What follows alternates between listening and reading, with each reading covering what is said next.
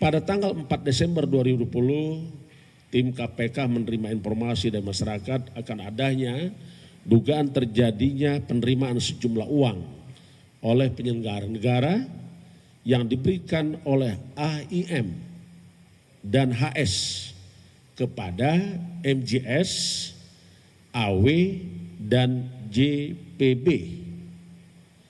Sedangkan khusus untuk JPB, pemberian uangnya melalui MJS dan SN. Penyerahan uang dilakukan pada hari Sabtu tanggal 5 Desember 2020 sekitar jam 02.00 di salah satu tempat di Jakarta. Uang sebelumnya telah disiapkan oleh AIM dan HS di salah satu apartemen di Jakarta dan di Bandung, yang disimpan di dalam 7 koper, 3 tas ransel, dan amplop yang jumlahnya kurang lebih 14,5 miliar. Selanjutnya tim KPK mengamankan saudara MJS, SN, dan pihak-pihak lain di berbagai tempat di Jakarta, dan selanjutnya para pihak diamankan beserta dibawa ke KPK untuk kepentingan pemeriksaan lebih intensif. Dari hasil tangkap tangan di pecahan uang rupiah, uang dolar Singapura, dan uang dolar Amerika yang masing-masing 11,9 miliar rupiah, 171.085 dolar Amerika atau setara 2,4 miliar, dan Singapura dolar sejumlah 23.000 atau setara dengan 243 juta. Adapun konstruksi perkara sebagai berikut. Diawali adanya pengadaan barang, diawali dengan adanya pengadaan barang berupa bantuan sosial dalam rangka penanganan COVID-19 berupa paket sembako di Kementerian Sosial Republik Indonesia tahun 2020 dengan nilai kurang lebih 5,9 triliun dengan total 272 kontrak dan dilaksanakan sebanyak 2 periode.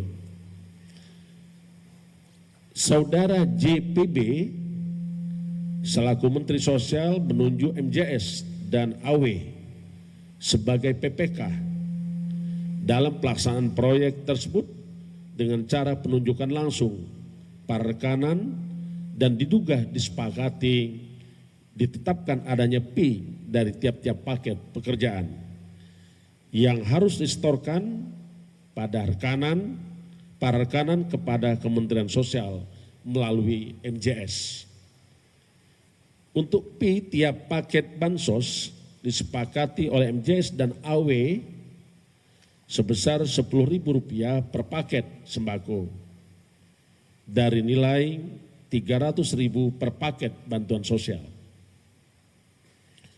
Selanjutnya MJS dan AW pada bulan Mei sampai dengan November 2020 dibuatkan kontrak pekerjaan dengan beberapa supplier sebagai rekanan, diantaranya AIM, HS, dan juga PT RPI yang diduga milik MJS. Penunjukan PT RPI sebagai salah satu rekanan tersebut diduga diketahui oleh saudara JPB dan diketahui juga dilakukan oleh AW. Pada pelaksanaan paket bansos sembako periode pertama diduga diterima P kurang lebih sebesar 12 miliar yang pembagiannya diberikan secara tunai oleh MJS kepada JPB melalui AW dengan nilai sekitar 8,2 miliar. Pemberian uang tersebut selanjutnya dikelola oleh EK dan SN selaku orang kepercayaan saudara JPB untuk digunakan membayar berbagai kebutuhan pribadi saudara JPB.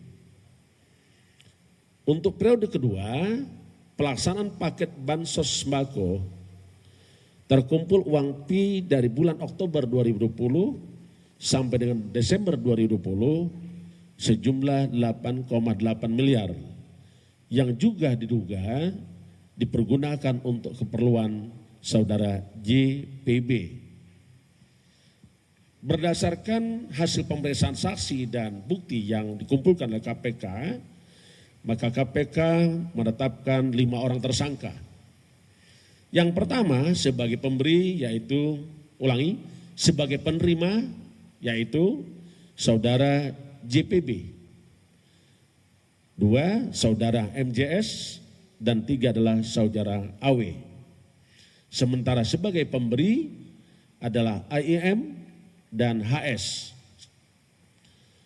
Para tersangka berdasarkan Undang-Undang Nomor 19/1999, para tersangka sebagai penerima MJS dan AW disangkakan melanggar pasal 12 huruf A dan pasal 12 huruf B dan pasal 11 dan pasal 12 huruf I Undang-Undang 31/1999 tentang pemberantasan tindak pidana korupsi sebagaimana telah diubah dengan Undang-Undang Nomor 20 Tahun 2001 tentang perubahan atas Undang-Undang 31/99 tentang pemberantasan tindak pidana korupsi, yonto pasal 55 ayat 1 ke 1 KUHP.